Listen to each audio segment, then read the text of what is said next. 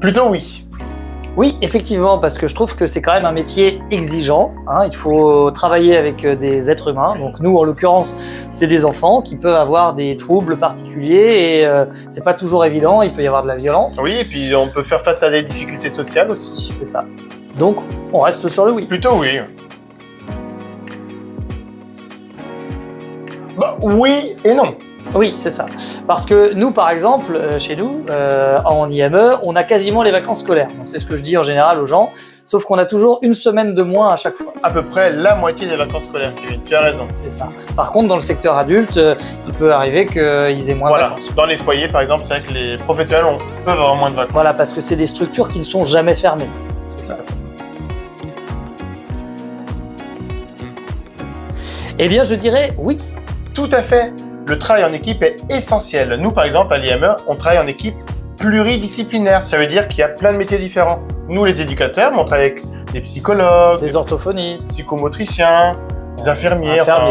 C'est vraiment beaucoup très important. Et le travail en équipe, c'est vraiment une base essentielle du métier d'éducateur. C'est ça. Alors, il peut y avoir aussi d'autres cas, par exemple les éducateurs en libéral, qui peuvent venir ponctuellement voir les enfants et tout ça, mais voilà. Et là ils peuvent être tout seuls, mais c'est quand même assez rare. Mais malgré tout, le travail avec des partenaires extérieurs. C'est ça.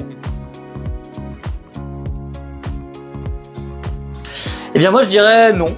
Ouais, peut-être. Oui, c'est vrai. En fait, c'est vrai que c'est un métier qui peut être exigeant, qui demande de la patience, et il faut aussi avoir un intérêt pour les autres. Oui, c'est vrai, c'est vrai. Moi je ne serais pas banquier par exemple. Alors, je vais faire une réponse de Normand alors que je suis mayennais. Je dirais oui et non. Eh ben oui, très bien. Alors déjà, on avait dit on répond que par oui ou par non, mais bon, ça passe pour cette fois. En tout cas, tu as raison, mais nous, par rapport à l'IME, on commence à 9h et on finit à 16h30. Donc, bien sûr, c'est pas des fois on finit à 18h, tout ça, mais c'est ce qu'on appelle un externat. En fait, ce sont des horaires externes. Mais par contre, en internat, il y en a qui peuvent travailler la nuit, le week-end, le matin très tôt pour faire les levées, les couchers. Voilà, l'après-midi. Parfois, on peut aussi avoir en internat des horaires de couple, donc on travaille que le matin et le soir quand il y a des résidents qui sont présents. Et on peut dire que ça, c'est pas forcément évident pour les éducateurs ou les encadrants de faire ce genre d'horaire. Voilà, pour le coup, ce sont des horaires très irréguliers en internat. Exactement. Eh bien, je dirais oui. Mais oui, c'est naturel en fait. Avec les jeunes, on partage beaucoup de moments ensemble et sur plusieurs années.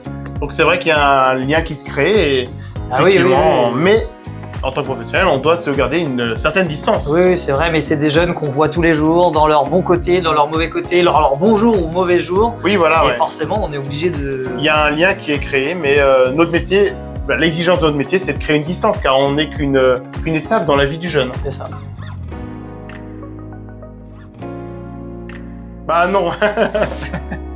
Oui, non, c'est vrai, parce que en fait, ce qu'il faut savoir, c'est que nous, en IME, par exemple, il n'y a pas une journée classique. Donc, on a un emploi du temps pour que ça soit quand même cadré pour les jeunes. Mais on se rend compte qu'il y a toujours des imprévus qui arrivent et on n'a jamais le temps de tout faire. Mais on essaye au maximum de remplir nos tâches. Voilà, parce que c'est vrai qu'on est toujours en face à face avec les jeunes, on travaille avec eux. Mais parfois, il faut qu'on crée des outils pour les jeunes. On a des appels de partenaires extérieurs. On doit écrire des projets, enfin, c'est un métier assez varié. C'est ça. Je dirais oui.